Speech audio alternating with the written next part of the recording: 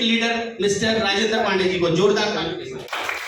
Thank you. जय RCM, नमस्कार, कैसे हैं आप लोग साथियों। नाम मेरा राजेंद्र पांडे है और प्रोफेशनली मैं एक फार्मास्यूटिकल कंपनी में as an senior sales manager, area sales manager काम करता हूं और काम के साथ साथ पार्ट टाइम इस शानदार कंसेप्ट का स्टूडेंट हूं, इसको अभी सीख रहा हूं। और सीखते सीखते जो आज तक मुझे स्कॉलरशिप मिली है उसकी अमाउंट है लगभग 35 लाख रुपए। और जहाँ तक मैसेज की बात है तो मैसेज आज हम लेने आए हैं एक साधारण से दिखने वाली असाधारण प्रतिभा के धनी श्री इश्तियाक अली जी हमारे बीच में है। मैं चाहूंगा एक बार दिल खोल के हम उनके लिए तालियां बजाएं। एक ऐसी शख्सियत जिन्होंने कई लोगों की जिंदगी में उजाला किया है, आज हम उनसे रूबरू हो गए थोड़ी देर में। और मैसेज की जहां तक बात है, मैं आप लोगों से एक निवेदन करूंगा कि आज आप पूरे प्रोग्राम को ध्यान से देखना, शुरू से लेकर लास्ट तक एक एक बात को ध्यान से सुनना।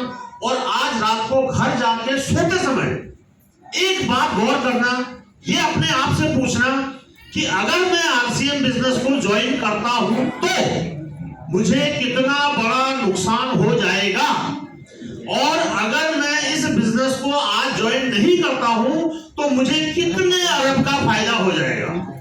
बस इतना सा गौर करना और उसके बाद जो आपकी अंतरात्मा की आवाज हो उसको सुन लेना।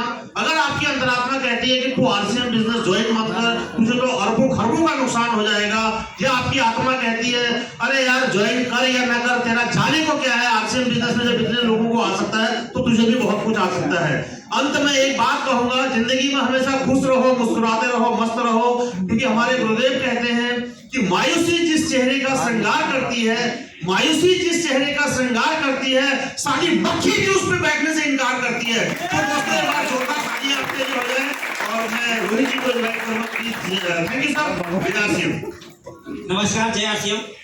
और सबसे पहले तो मैं कहते हैं ना हस्बैंड वाइफ का बिजनेस है, मैं अपने अपलाइन गुरुदेवों से माफी चाहता हूं क्योंकि ये पहला मीटिंग और पहला सेमिनार ऐसा है जिसमें मेरी वाइफ नहीं आ पाई, हम दोनों नहीं आ पाए, क्योंकि हम पीयूसी भी में अपना समय देते हैं, उसके साथ साथ सर इस बिजनेस को हम सीख रहे हैं क्योंकि सीखने का बिजनेस है।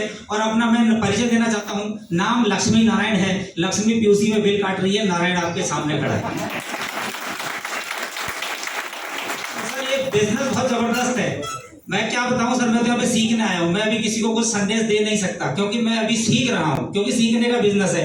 और सीधी सी बात यह है, मुझे इस बिजनेस में आने से मुझे ये लगता है कि कहते हैं ना पीढ़ी दर पीढ़ी, मैं तो कहता हूं अगर इस बिजनेस में चला भी गया, जिस मुकाम पे मैं हूं, तो मैं एक ऐसी सीढ़ी छोड़ जाऊंगा जो आने वाले मेरे परिवार के लिए एक बहुत बड़ा सहारा बन सकती है। तो जय आरसीएम। जय आरसीएम। आप लोग सब यहाँ आए, इसका मैं आपका बहुत बहुत शुक्रिया, बहुत बहुत धन्यवाद देना चाहता हूँ। और मैं भी आरसीएम को सीख रहा हूँ, बहुत जल्दी मैंने भी रॉयल्टी ली है इसके अंदर, इस बिजनेस को सीख रहा हूँ। और सब लोगों से मैं ये कहना चाहूँगा कि इस बिजनेस को मन से सीखना है और करना है और हमें आगे बढ़ना है।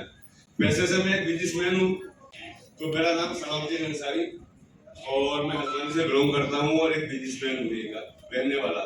तो मेरा एक व्यवसाय है और वो इतना बड़ा व्यवसाय है कि मुझे उसमें समय नहीं मिलता, बिल्कुल समय नहीं मिलता। उसके बाद भी मैं इस बिजनेस को कर रहा हूँ। उस बिजनेस में मेरी लाखों रुपए की इनकम है, जो अपना व्यवसाय करता हूँ, कम से कम 1 लाख रुपए से ऊपर महीना में इसमें कमाता हूँ, जो मेरा व्यवसाय बिजनेस है। उसके बाद भी मैंने सोचा कि जब तक मैं उसमें चलूंगा तो पैसा आएगा और जब बैठ जाऊंगा पैसा नहीं आएगा। ये बिजनेस ऐसा है कि इसमें बैठने के बाद भी पैसा आएगा। इस बिजनेस को सीखना है और करना है। और छोटी सी एक मिसाल मैं आपको बता देता हूँ, मगर मैं छोटा सा एक पोल बताना चाहता हूँ सिर्फ 5 मिनट के लिए। छोटा सा एक किस्सा, एक वाक्य बनाना चाहता हूँ, एक छोटी सी एक कहानी बताता हूँ। ये हल्द्वानी की 2 भाई एक जगह नौकरी करते हैं, एक ही दुकान पे करते हैं और एक ही तनख्वाह में करते हैं। लगभग मौसेरे भाई हैं, दोनों पहाड़ से आए, दोनों एक नौकरी पर लगे। लगने के बाद जब एक भाई का रिकॉर्ड देखा गया 10 साल के बाद, तो उसके पास करीब 5 से 8-9 लाख रुपए का एक प्लॉट था, और दूसरे भाई का रिकॉर्ड देखा गया तो उसके पास कुछ नहीं था, 0 था वो।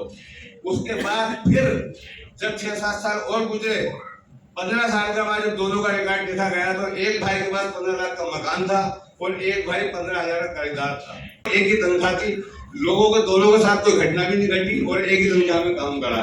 तो लोगों ने कहा, जब मालिक को भी शक हुआ कि यार इसने 15 लाख का मकान बना दिया है, तनख्वाह आज होने के बाद इसकी भी 12,000 की 5,000 से स्टार्टिंग हुई थी और इसकी भी 12,000 रुपए की तनख्वाह है।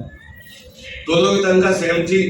और जब मालिक ने सोचा इसके बाद पैसा कहाँ से आया, मालिक भी चक्कर में पड़ गया यार ये पैसा इसके बाद कहाँ से आया, तो उसने भी खोजबीन शुरू करी कि मालिक ने कि दोनों भाई नौकरी करते हैं, एक के पास मकान है और एक कमजोर है, किराए पे ही है। तो जब लोगों से पूछा गया और सवाल करा गया तो सबसे पता करा गया क्या है, तो बोले वो चोरी करता है। वो चोरी करता है। सेम तनख्वाह में दो भाई मौसेरा भाई नौकरी कर रहे हैं, तो वो एक अमीर कैसे बना? तो उसका जब राज खुला तो दोनों भाइयों में से एक भाई क्या करता था, सुबह 8 बजे तैयार होता था, 2 बजे दुकान खुलती थी, नौकरी पे जाता था, शाम को 8 बजे वो घर आता था, घर आने के बाद खाना खाता था, 9 बजे वहां से घर से अपने उठता था और वो 2 घंटे टेम्पो चलाया करता था रात को। 2 घंटे उसने एक्स्ट्रा काम किया है डेली।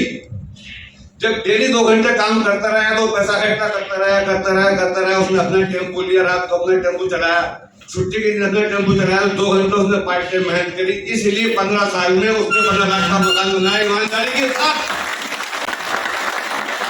आज की मीटिंग की समाप्त होने जा रही है और मैं 2 अल्फाज आरसीएम के सामने बोलूंगा और इसको लेके हम अपनी बात खत्म करने जा रहे हैं। आरसीएम के बोल मीठे मीठे, ये सावन की हरियाली सी, आरसीएम मोहब्बत की लड़ी है, आरसीएम परिवार में मोहब्बत बड़ी है। जय आरसीएम।